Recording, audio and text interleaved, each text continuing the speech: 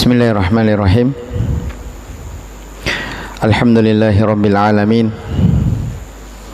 Wal 'aqibatu lil muttaqin wa la 'udwana illa 'alal zalimin. Asyhadu an la ilaha illallah wahdahu la syarika lah. Ilahul awwalin wa akhirin. Wa asyhadu anna Muhammadan 'abduhu wa rasuluh. Shalawatu rabbi wa salamuhu alaihi wa sallama tasliman katsira, amma ba'd. Ikhwani fid din wa akhwati fillah, rahimani wa rahimakumullah. Alhamdulillah, kita kembali melanjutkan dari kajian rutin kita, membaca dari kitab Qurratu Uyunil Muwahhidin fi tahqiqi da'wati al-anbiya'i wal mursalin, yaitu kitab yang menjelaskan tentang Kitabut Tauhid yang ditulis oleh Syekh Abdurrahman Ibn Hasan Ibn Muhammad Ibn Abdul Wahhab At-Tamimi An-Najdi rahimahullahu ta'ala.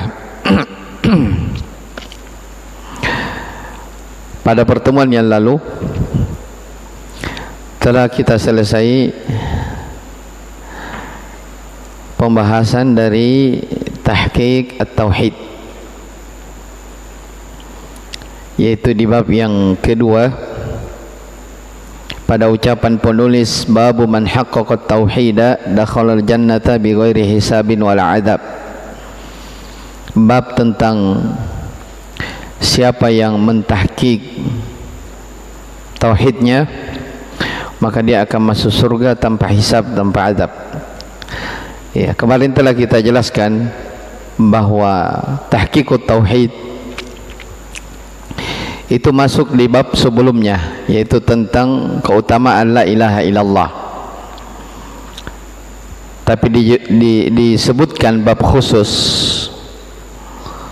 karena dia memiliki keutamaan besar. Bayangkan masuk surga tanpa melalui hisab dan tanpa disentuh oleh adab. Ya, diantaranya siapa? Mereka yang betul-betul mengamalkan tauhid secara sempurna. Dan kita sudah terangkan makna dari tahqiq at-tauhid.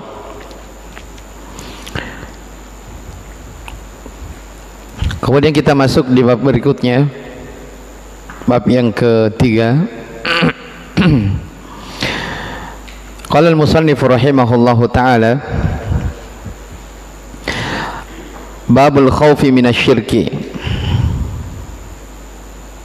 wa qaulillahi azza wa jalla, inna allaha la yaghfiru an yushraka bihi wa yaghfiru ma duna dhalika liman yasha.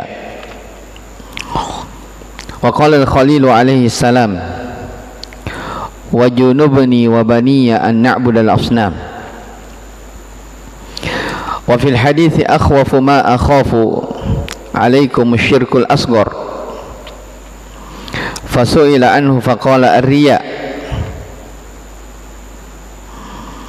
Wa an ibni Mas'ud radhiyallahu anhu anna Rasulullah sallallahu alaihi wasallam qala,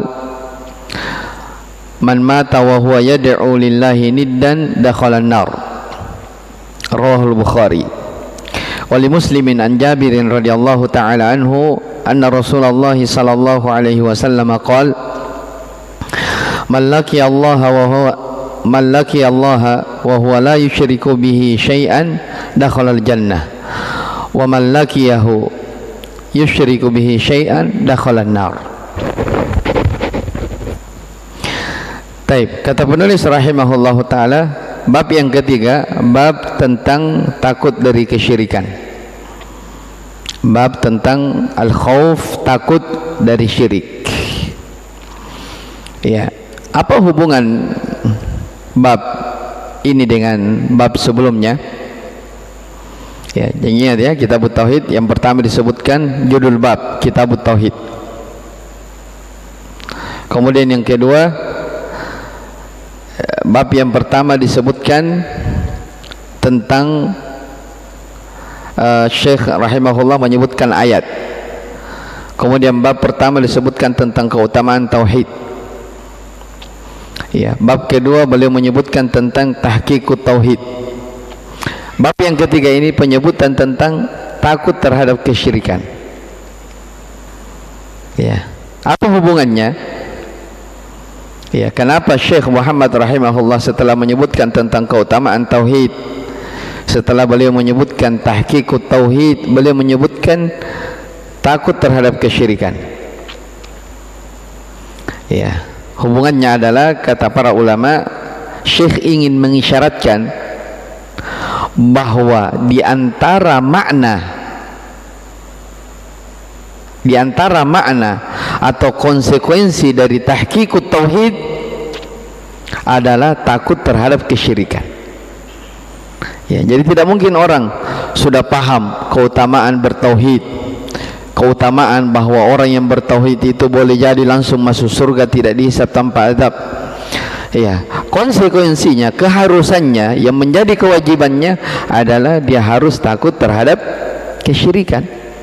Karena tidak mungkin orang dikatakan dia bertauhid sementara dia masih bergampangan dalam masalah syirik.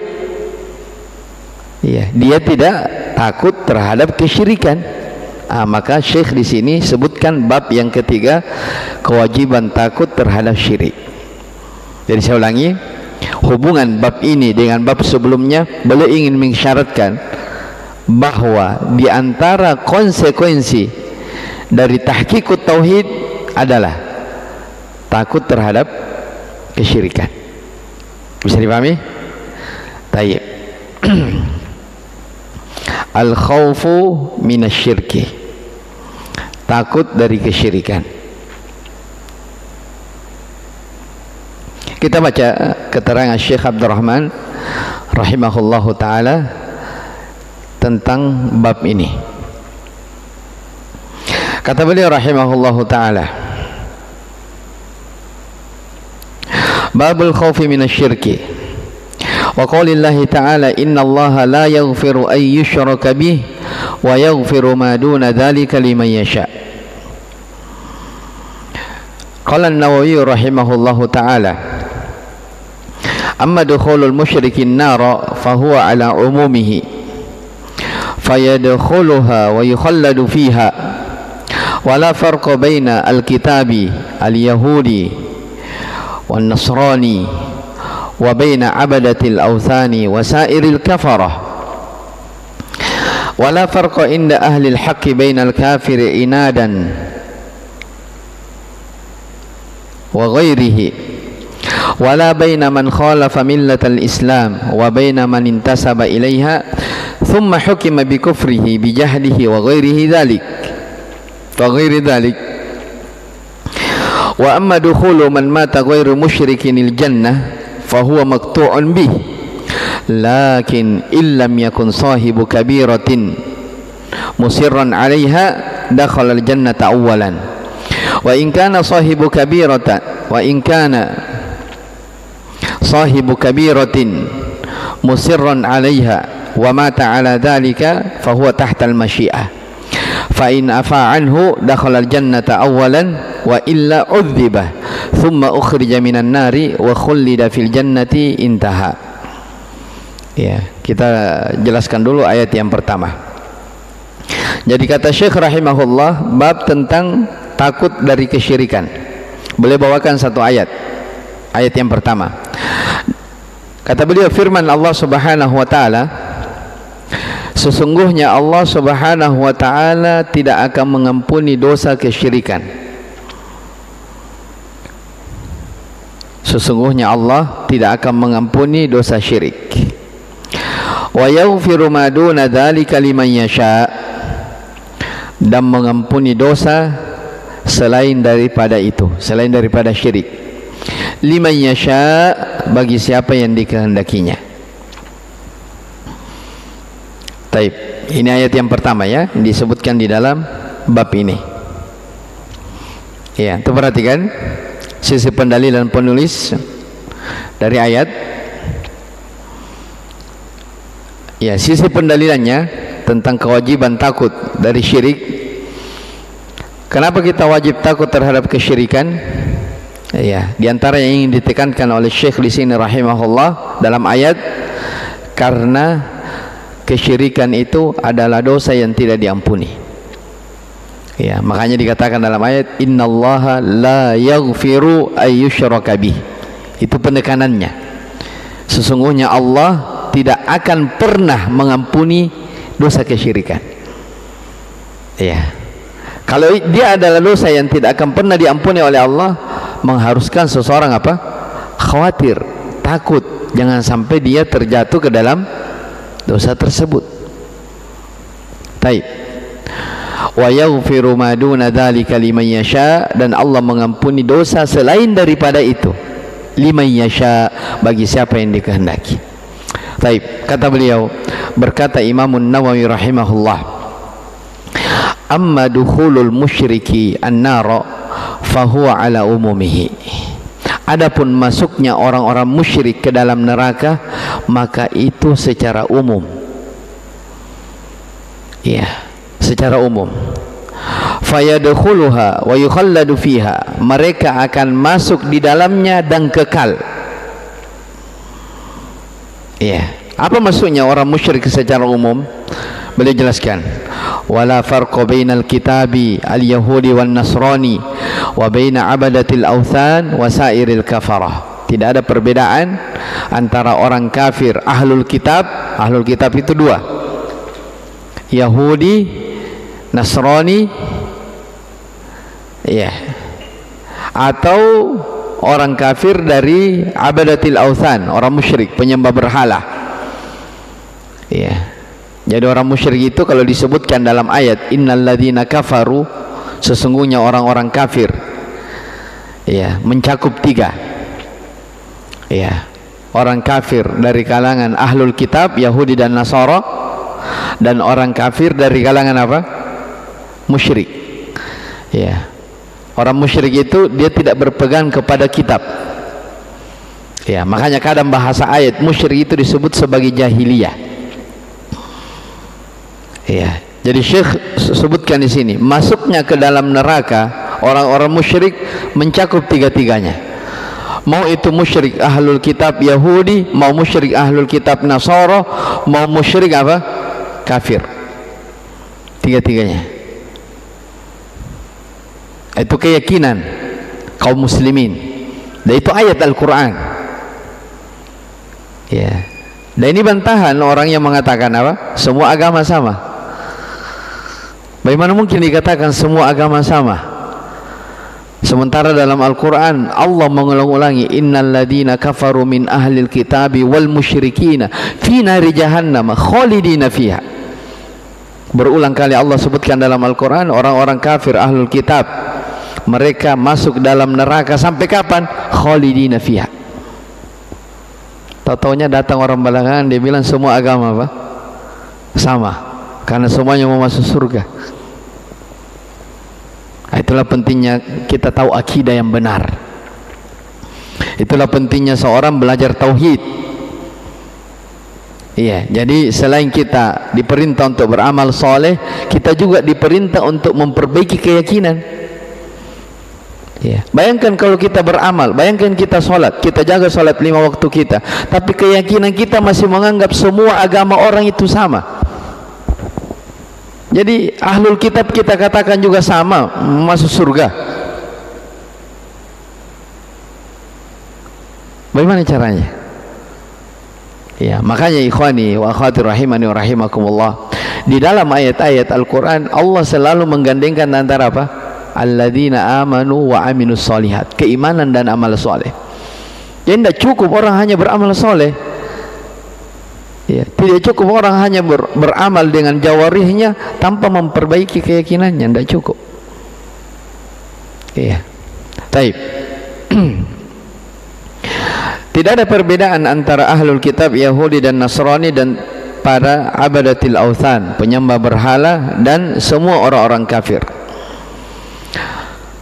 Dan tidak ada perbedaan inda ahlil haqqi, maksudnya ahlul Islam ini, ahlul haq, antara orang kafir yang menentang dan selainnya. Iya.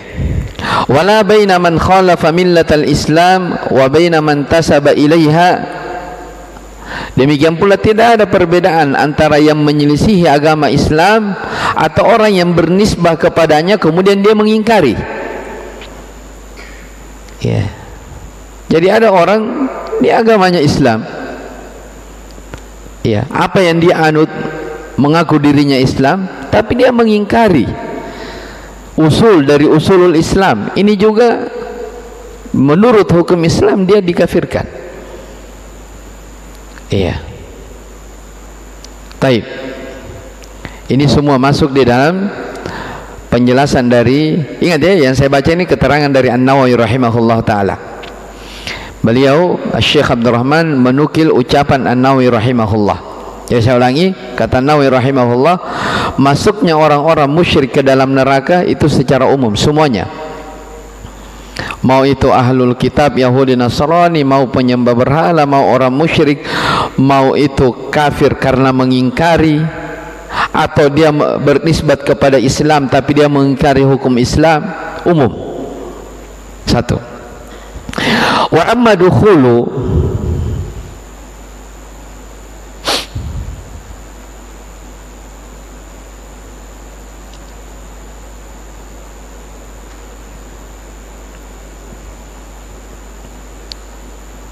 Taib. Kemudian kata beliau, wa amma dukhulu man mata ghaira musyrikinil jannah fahuwa maqtu'un bih. Adapun masuknya ke surga orang yang meninggal dalam keadaan tidak mempersekutukan Allah Subhanahu wa taala, adapun masuknya ke surga orang yang meninggal dalam keadaan tidak mempersekutukan Allah, tidak melakukan kesyirikan, fahuwa maqtu'un bih, maka hal itu sudah pasti. Bisa dipahami? Jadi orang yang meninggal dan dia tidak melakukan kesyirikan, terbebas dari syirik, maka kata Syekh maqtu'un bih, dipastikan, ya, dipastikan dia masuk ke dalam surga dengan syarat dia tidak melakukan kesyirikan. Lakin akan tetapi illam yakun sahibu kabiratin, jikalau dia pelaku dosa besar ya, illam yakun sahibu kabiratin, kalau akan tetapi jikalau dia bukan pelaku dosa besar yang berketerusan di atasnya, dakhalal jannata awwalan, maka dia akan masuk ke dalam surga lebih awal. Sebentar kita kembali jelaskan. Wa in kana sahibu kabiratin, kalau dia pelaku dosa besar, musirran alaiha, yang musirran berketerusan di atasnya, wa mata ala dhalik, dan dia meninggal di atas hal tersebut, fahuwa tahtal masyiah, maka dia hukumnya di bawah kehendak Allah. Fa in afa anhu dakhalal jannah, jika Allah memaafkan dia masuk ke dalam surga langsung.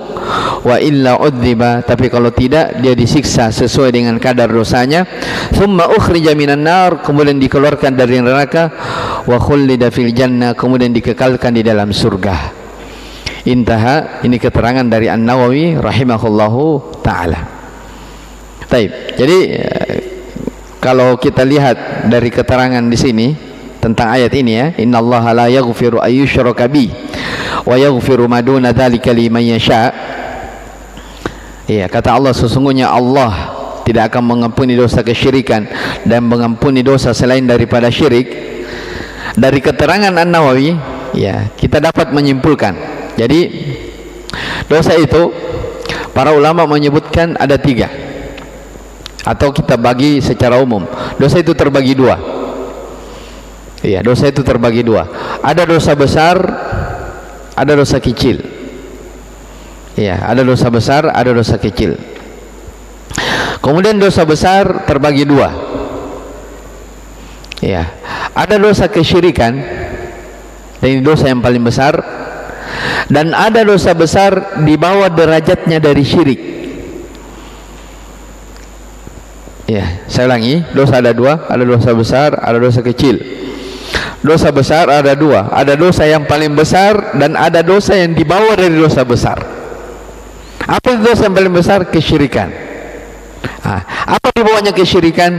Misalnya disebutkan dalam hadis, misalnya minum khamar, dosa besar; mencuri, dosa besar; zina, dosa besar; ya, durhaka kepada kedua orang tua, dosa besar; ya, dan seterusnya dari dosa-dosa. Taib. Adapun dosa kecil, ya, dosa kecil, ya, maka dia bisa terhapuskan, ya, dosa-dosa kecil ini dia bisa terhapuskan dengan amalan-amalan soleh. Ya, kalau dosa kecil.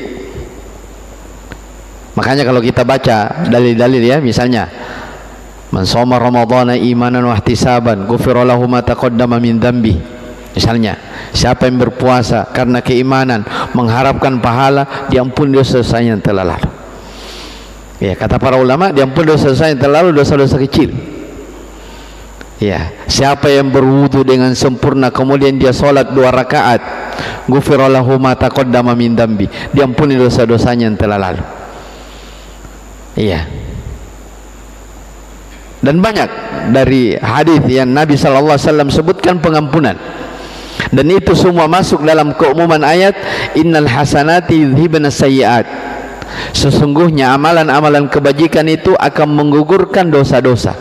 Dosa-dosa apa yang digugurkan? Dosa-dosa kecil. As-salawatul khams, salat 5 waktu, wal jum'atu ila jum'ah, Jumat ini ke Jumat setelahnya, wa Ramadan ila Ramadan, Ramadan ini ke Ramadan berikutnya, mukaffiratun ma bainahunna, itu semua adalah penggugur dosa, majtuni batil kabair. Dosa apa yang digugurkan? Dosa kecil. Ya. Makanya kemarin kita bahas tentang istiqomah, ya. Kenapa kita diperintah fastaqim kama umirta, istiqomahlah sebagaimana kamu diperintah, supaya setiap kita terjatuh ke dalam dosa yang tidak disengaja itu bisa terhapus dengan amalan-amalan kebajikan. Ya, dengan puasa kita, dengan sholat 5 waktu kita, ya, dengan bakti kita kepada kedua orang tua, dengan muamalah sosial kita kepada orang, itu bisa terhapuskan. Ya. Sekarang yang jadi pertanyaan yang kita bahas sekarang adalah dosa besar yang dua ini. Bagaimana cara terhapus? Ya, tentunya kita sepakat dulu. Dosa apapun, sebesar apapun dosa, jikalau dibarengi dengan taubat pasti terhapus, walaupun kesyirikan. Ya, yang menghapuskan dari dosa besar atau kecilnya adalah dengan apa? Dengan taubat. Sekarang yang jadi pembahasan, dosa besar ketika seseorang meninggal dalam keadaan dia melakukan dosa. Ya kan? Kalau dosa kecil tadi, ya kita berharap semuanya diampuni. Sekarang yang jadi pertanyaan, dosa besar kesyirikan dan dosa besar selain daripada syirik. Ada orang ditakdirkan meninggal dalam hal tersebut. Maka di sini ada dua, ya, disebutkan dalam ayat. Ya, kata Nawawi rahimahullahu taala, lihat keterangan beliau, kalau dosa itu adalah dosa kesyirikan, meninggal dalam keadaan tidak bertaubat, ya ini sudah jelas disebutkan di sini, dipastikan dia kekal di dalam neraka. Ya, dipastikan kekal dalam neraka karena Allah mengatakan innallaha la yaghfiru ayyushraka bih. Sesungguhnya Allah tidak akan mengampuni dosa kesyirikan. Ya, tidak akan pernah mengampuni. Maksudnya orang yang meninggal dalam keadaan melakukan kesyirikan, Allah tidak ampuni. Wa yaghfiru ma duna dzalika liman yasha, dan Allah mengampuni selain daripada syirik. Ini dosa besar selain daripada syirik, Allah ampuni. Makanya Dari keterangan An-Nawawi rahimahullah di paragraf kedua, beliau mengatakan, adapun masuknya ke dalam surga orang yang tidak melakukan kesyirikan itu dipastikan. Ya, ini bahasa lain ya, ahlut tauhid. Ya, namanya kalau tidak berbuat kesyirikan berarti ahlut tauhid. Dipastikan masuk surga. Tetapi ahlut tauhid itu ada dua. Ada ahlut tauhid yang mungkin dia terjatuh ke dalam dosa besar, dia punya dosa besar. Ya, jadi ada orang dia tidak melakukan kesyirikan, tapi dia punya dosa besar. Ya, saya ulangi, ada orang, ya, dia meninggal, dia tidak berbuat syirik, dia ahlut tauhid, tapi dia punya dosa besar. Bagaimana hukumnya? Dosanya itu? Kata An-Nawawi rahimahullahu ta'ala, yang jelas dipastikan dia tempat kembalinya surga. Tapi soal masalah dia disiksa dulu atau tidaknya, itu apa? Sesuai dengan ayat, wa yaghfiru ma duna dzalika liman, ingat itu, liman yasha. Allah mengampuni bagi siapa yang Allah kehendaki. Makanya para ulama mengatakan pelaku dosa besar selama itu bukan kesyirikan, dia tahtal masyiah, di bawah kehendak Allah. Ya, kalau Allah berkehendak dia tidak disiksa, tapi kalau Allah berkehendak dia disiksa sesuai dengan kadar dosanya, kemudian dimasukkan ke dalam surga, ujung-ujungnya masuk ke dalam surga. Ya, makanya bahasanya An-Nawawi di sini, dakhalal jannata, apa namanya? Bahasanya beliau di sini, lakin illam yakun sahibu kabiratin musirran 'alaiha dakhalal jannata awalan. Kalau dia bukan pelaku dosa besar yang berketerusan di atasnya, iya, maka dia masuk surga pertama kali. Langsung. Ya, maksudnya nih bukan musirran 'alaiha. Ini penting ya, kata musirran 'alaiha. Ya, karena orang yang melakukan dosa itu terbagi dua. Ada orang dia tahu dosa tapi dia lakukan. Kenapa? Ketagihan, keenakan. Dan itu memang tabiat manusia. Inna nafsa la'amaratun bisu. Jiwa itu selalu mengajak kita kepada hal yang jelek, kepada dosa. Itu memang tabiat jiwa. Iya. Innal mu'min la yuldagul mu'min min juhrin wahidin marratain. Kata Nabi sallallahu alaihi wasallam, orang beriman itu dia tidak akan terjatuh dua kali di dalam lubang yang sama, kata Nabi sallallahu alaihi wasallam. Iya. Artinya kalau ada orang beriman, iya, dia tahu itu dosa, kemudian dia ulangi dan dia ulangi dan dia ulangi, iya, musirran 'alaiha. Ya, kalau istilah bahasa kasarnya ketagihan, keenakan, maka ini yang disebutkan di sini. Ya, ini yang disebutkan di sini.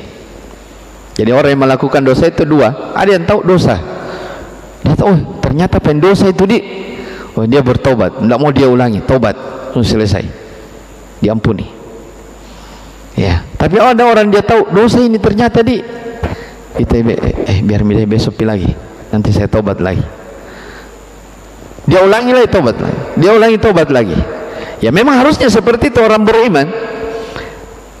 Ya, tapi orang beriman itu, sebagaimana disebutkan dalam hadis, orang yang beriman itu ketika dia akan melakukan dosa merasa dirinya itu berat. Ini dosa.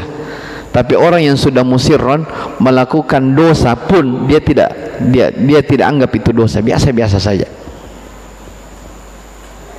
Ya, itulah bahayanya apa? Ketika dosa itu dianggap apa? Biasa. Ya, ketika dosa dianggap biasa, ya, kadang itu tidak memberi pengaruh lagi, tidak memberi efek pada apa? Pada jiwa. Ya, sama ya, ikhwani rahimani wa rahimakumullah. Saya kasih contoh sederhana tentang masalah memandang. Ya, memandang, ya, perempuan dengan aurat yang terbuka haram atau tidak? Haram atau tidak? Jangan sampai antum ragu. Ragu. Iya. Jadi jangan kita pikir nonton berita pembawa acaranya perempuan kita bilang itu biasa-biasa. Iya. Kan dalam Al-Quran dikatakan kullil mu'minina yaghuddu min absarihim wa yahfadhu furujahum. Dalam surah An-Nur, wa kullil mu'minati yaghuddna min absarihinna wa yahfadna furujahunna. Perintah dari Allah Subhanahu wa taala kepada orang beriman untuk menundukkan pandangannya. Demikian pula perempuan diperintah untuk menundukkan pandangannya kepada kaum laki-laki. Dan sepakat para ulama tentang keharamannya, disebutkan dalam ayat Al-Quran. Tapi kalau kita lihat di zaman sekarang, masalah memandang bergampangan orang atau tidak? Oh, bergampangan. Orang bahkan bilang mubazir kalau tidak dilihat. Iya. Tapi di masa dahulu subhanallah disebutkan dari Asy-Syafi'i, riwayat dari Asy-Syafi'i bahwa beliau rahimahullah tidak sengaja melihat betis seorang perempuan menyebabkan hafalan beliau hilang dan beliau menyesal. Kalau kita di zaman sekarang, iya, nasallahu salam wal afiyah. Iya. Jadi maksud saya, kadang ada dosa, iya, kadang ada maksiat yang orang itu sudah anggap remeh. Ketika dianggap remeh sebuah dosa dan maksiat, itu tidak memberi efek lagi pada apa? Jiwa. Ketika tidak memberi efek pada jiwa, berarti kita anggap itu apa? Perkara yang lumrah biasa, tidak ada masalah, kan begitu? Itu kan anggapan kita. Makanya penting seseorang tahu tentang masalah dosa. Tapi kita kembali ke apa yang disebutkan oleh An-Nawawi di sini rahimahullahu taala. Jadi saya ulangi,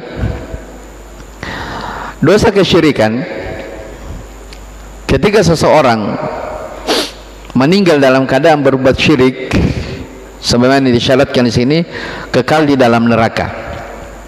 Ya, kekal di dalam neraka. Adapun ya, dosa dari selain daripada syirik, ketika pelakunya tersebut meninggal, maka ada dua kemungkinan. Kalau Allah berkehendak langsung diampuni, atau kalau tidak dia disiksa sesuai dengan kadar dosanya kemudian dimasukkan ke dalam surga. Berarti kesimpulannya, ya, yang mau ditekankan oleh Syekh di sini rahimahullahu taala adalah selama seseorang itu bersih dirinya dari kesyirikan, dari dosa syirik, dipastikan dia tidak akan pernah kekal di dalam neraka. Ya, dipastikan dia tidak akan pernah kekal di dalam neraka. Pasti akan kembali atau tempat kembalinya ke surga. Makanya dibahasakan di sini nih, tsumma ukhrija minan nari wa khullida fil jannah. Kemudian dia dikeluarkan dari neraka dan dimasukkan ke dalam surga. Ya, ini memberikan pelajaran besar kepada kita tentang apa?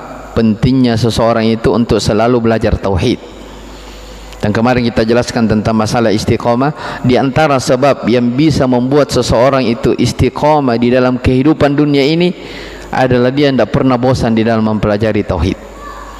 Ya, jangan pernah bosan belajar tauhid. Jangan pernah bosan di dalam menghadiri majelis-majelis pembahasan tauhid, walaupun berulang kali. Ya, walaupun yang dibahas tentang apapun, yang jelas pembahasan tauhid. Karena itulah yang akan mengokohkan seseorang di kehidupan dunianya, di alam kubur, dan tatkala dia menghadap kepada Allah Subhanahu wa taala. Taib. Jadi meninggal dalam keadaan punya dosa, dilihat dosanya. Kalau dia meninggal dalam keadaan punya dosa kesyirikan, dipastikan dia kekal di dalam neraka. Yang kedua, meninggal dalam keadaan dia punya dosa, tapi dia selain dari dosa besar, selain daripada dosa kesyirikan, dosa besar, tapi selain daripada dosa syirik, maka tahtal masyiah. Dan pada ayat ini, sebelum saya lanjut, iya, kalau di pembahasan akidah, Ini bantahannya kepada orang-orang atau kelompok-kelompok yang menyimpan di dalam Islam. Ya, saya ulangi ayatnya. Innallaha la yaghfiru ay yushraka bih. Sesungguhnya Allah tidak akan mengampuni dosa kesyirikan. Ya, ini bantahan kepada orang-orang Jahmiyah dan orang-orang Murji'ah. Wa yaghfiru ma duna dzalika liman yasha, dan Allah mengampuni dosa selain daripada syirik bagi siapa yang dikehendaki. Ini bantahan kepada orang-orang Khawarij dan Mu'tazilah. Ya, kenapa demikian? Ya, orang-orang Khawarij dan orang-orang Mu'tazilah, ya, di pembahasan akidah, ya, di pembahasan akidah mereka mengkafirkan pelaku dosa besar. Ya, mereka mengatakan sahibul kabirah mukhalladun finnar, orang-orang Khawarij. Orang-orang Mu'tazilah, ya, hukum di akhirat mereka bilang kekal dalam neraka. Adapun di dunia mereka bilang manzilah baina manzilatain. Adapun orang-orang Jahmiyah mereka mengatakan, dan orang-orang Murji'ah mereka mengatakan la yadurru ma'al imani dzambun. Ya, keimanan, dosa itu tidak membahayakan keimanan.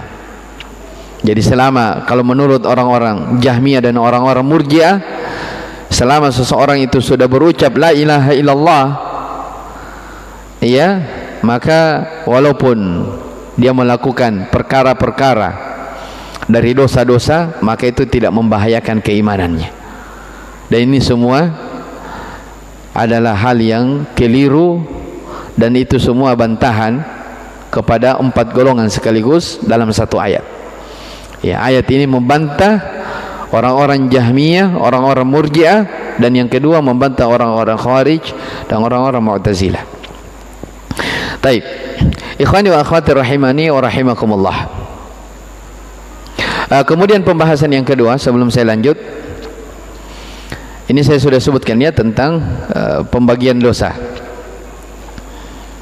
Ya, jadi dosa tadi terbagi berapa?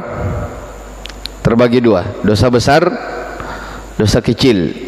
Dosa besar ada 2. Ada dosa besar yang paling besar, kesyirikan, dan dosa besar di bawah daripada syirik. Dibagi 2 seperti itu supaya kita tahu membedakan ketika orang meninggal di atasnya. Ya, karena orang-orang Khawarij mereka sapu rata. Ya, tidak ada perbedaan.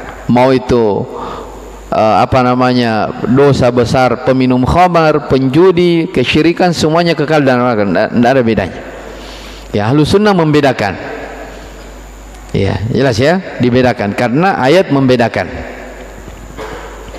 Sekarang yang jadi pembahasan, orang yang bertobat dari dosa syirik.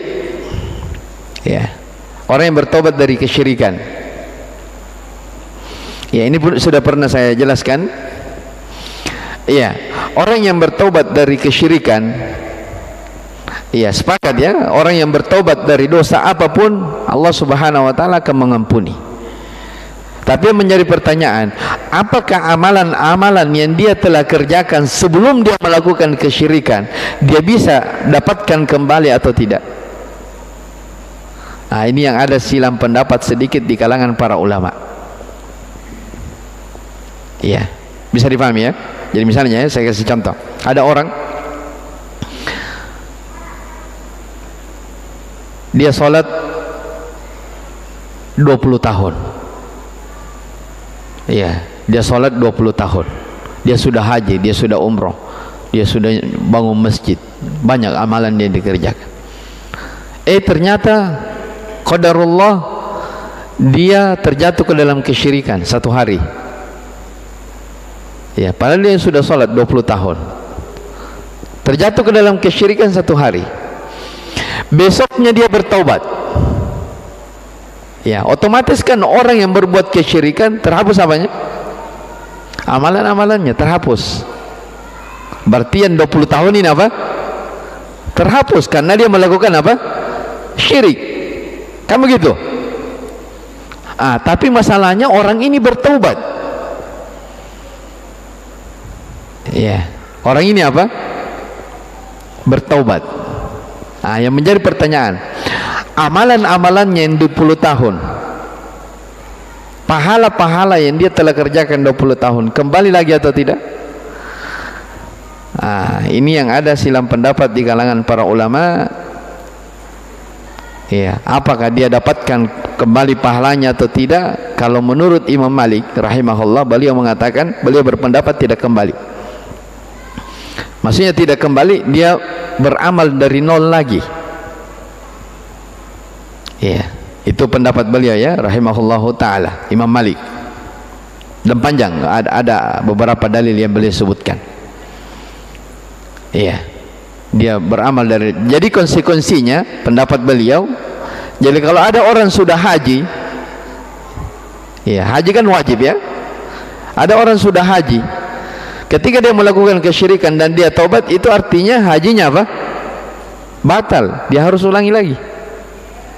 Kalau dia punya kemampuan, dia ulangi lagi. Itu konsekuensi dari pendapat beliau. Iya. Adapun tapi pendapat ini diselisih oleh muridnya. Asy-Syafi'i tidak berpendapat seperti itu. Beliau mengatakan orang yang bertobat dari kesyirikan dan tobatnya benar, maka diharapkan pahala-pahala yang dia telah kerjakan itu telah kembali, bisa kembali. Iya, bisa kembali. Beliau membawakan ayat ya. Jadi disebutkan dalam ayat di surah An-Nahl bahwa orang yang dikatakan terhapus amalannya, faulaika habitat a'maluhum fid dunya wal akhirah, itu orang yang meninggal dalam keadaan berbuat kesyirikan. Adapun orang yang bertobat maka diharapkan bisa kembali. Ya, tapi ala kulli ini ikhwani rahimani wa rahimakumullah, ini yang memberikan gambaran kepada kita tentang bahayanya dari dosa kesyirikan. Ya, bayangkan capek-capek beramal, ya tahu-taunya terjatuh ke dalam syirik. Iya, dan beliau akan tekankan di sini rahimahullah tentang Nabi Ibrahim alaihissalam. Kalau Nabi Ibrahim saja khawatir akan dirinya, padahal beliau adalah Khalilur Rahman, bagaimana lagi dengan kita? Iya, bagaimana lagi dengan kita? Taib, itu sedikit fikih tentang orang yang bertaubat dari dosa kesyirikan. Taib. Kemudian terakhir kata beliau di sini, qultu hadza qaulu ahli sunnati wal jamaati la ikhtilafa bainahum fi dzalik. Wa hadhihi al-ayatu min a'zami ma yujibu al-khawfa min asy-syirki. Lianna Allah Ta'ala qata'a al-maghfirata 'anil musyriki wa awjaba lahu al-khuluda fin nar wa utliqa wa lam yuqayyad. Ini masyaallah bahasanya ya. Jadi perhatikan, wa awjaba lahul khuluda fin nar wa utliq wa lam yuqayyad. Thumma qala wa yaghfiru ma duna dhalika liman yasha. Fa khassasa wa qayyada fima duna syirki fa hadha adh-dhanbu alladhi hadha sha'nuhu la ya'manu an yaqa'a fihi fala yurja lahu ma'ahu najatun illam yatub minhu qabla al-wafati. Kata Syekh Abdurrahman rahimahullah, saya katakan ini adalah pendapat Ahlus Sunnah wal Jamaah yang tidak ada perselisihan di antara mereka. Itu sepakat bahwa siapa yang meninggal dalam keadaan melakukan kesyirikan, dia kafir keluar dari Islam. Kalau dia kafir keluar dari Islam, berarti dia apa? Kekal di dalam neraka. Dan ayat ini min a'zami ma yujibul khauf minasyirk, di antara ayat terbesar yang mengharuskan seseorang itu wajib takut terhadap kesyirikan. Iya, kenapa? Karena Allah Subhanahu wa taala qata'al maghfirah, memutus pengampunan. Allah putus pengampunannya terhadap orang musyrik. Sama sekali tidak ada pengampunan baginya. Tidak diampuni. Wa aujaba lahul khuluda finnar. Iya, dan mengharuskan dia kekal di dalam neraka.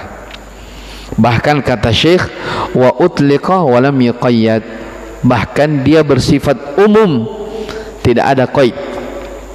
Jadi Allah tidak mengatakan di dalam ayat Allah tidak akan mengampuni dosa kesyirikan kalau begini-begini. Kalau begini-begini tidak umum, pokoknya semua. Iya, mau yang besar, mau yang kecil, pokoknya semuanya. Iya, tidak ada bahasa Syekh di sini umum, tidak diqaid. Thumma qala wa yaghfiru ma duna dzalika liman yasha. Tapi ingat, Allah mengampuni dosa selain daripada itu. Artinya ini harapan bahwa sebesar apapun dosanya seseorang, selama itu bukan di dosa kesyirikan, maka ada harapan. Iya, karena dia tidak akan kekal di dalam neraka. Fa khassasa wa qayyada fi ma duna syirki. Allah khususkan dan Allah qaid pada dosa selain daripada syirik. Maka fahada dzambu alladhi hada sya'nuhu la ya'manu ayyaqa fihi. Oleh karena itu, dosa yang seperti ini seseorang tidak boleh merasa aman, ya, agar tidak terjatuh di dalamnya. Jangan dia merasa aman, jangan sampai dia terjatuh di dalamnya. Fala yurja lahu ma'ahu najatun illam yatub minhu qabla al-wafa. Tidak ada harapan baginya, tidak ada harapan keselamatan baginya kalau dia tidak bertaubat sebelum dia meninggal. Iya, sebelum dia meninggal. Maka inilah pentingnya seseorang selalu belajar tauhid, dan jangan pernah dia bosan di dalam mengetahui tentang hal-hal yang berkaitan dengan tauhid dan kesyirikan. Tapi ini ayat yang pertama yang dijelaskan oleh Syekh rahimahullahu taala tentang bab ini. Taib, wallahu alam, cukup dulu. Insyaallah taala di berikutnya kita akan masuk di ayat yang kedua, wa junubni wa baniya an na'budul asnam. Subhanakallah bihamdik asyhadu an la ilaha illa anta astaghfiruka wa atubu ilaik. Walhamdulillahirabbil alamin.